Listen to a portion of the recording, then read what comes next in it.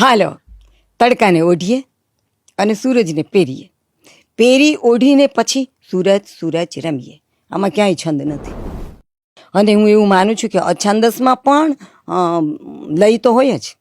હું તમને એક કાવ્ય કહું અછંદસનું, બહુ સરસ કવિતા. તમને એમ થશે કે આ તો બિલકુલ અછંદસ છે બેન. કયો છંદ છે? છંદ નથી એની.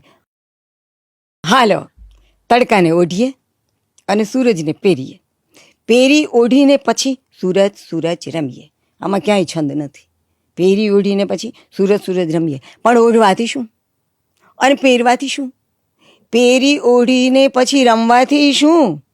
હાલો નવી સવારથી સૂરજ સૂરજ જીવીએ. તો આ છંદસ છે. આ ગાઈ નહીં શકાય કારણ કે આ ગેય નથી, પણ આ છંદસ પણ નથી. આમાં કોઈ છંદ તમને મળી નહીં શકે. આમાં યમા તારા જમાના સલગા કોઈ જગ્યાએ કાંઈ ગોઠવી નહીં શકો, પણ આમાં લય છે. હાલો તડકાને ઓઢીએ, ઓઢી આવ્યું, સૂરજને પહેરીએ. આ ઓઢીએ અને પહેરીએ એ એક લય બનાવે છે. અને પહેરી ઓઢીને પછી સૂરજ સૂરજ રમીએ. પાછું આમાં જે પ્રાસ મળે છે ને એને લીધે એક લય ઊભો થાય છે. પણ ઓઢવાથી શું અને પહેરવાથી શું? જો પાછો એક બીજો લય ઊભો છે. ઓઢવાથી શું, પહેરવાથી શું?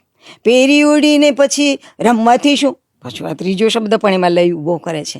ચાલો નવી સવારથી સૂરજ સૂરજ જીવીએ. એ પહેલાં પહેરીએ ને ઓઢીએની જોડે જીવીઓનો મેળ મળ્યો. એટલે આવા બધા ખ્યાલ રાખીને જો છંદસ બનાવાતું હોય ને તો વાંધો ન આવે. બાકી તો એવું છંદસ બનાવાય છે ને કે આપણે થાય ત્યારે ગદ્યની જેમ જ ભાઈ લખો ને પાના હું કામ બગાડો છે.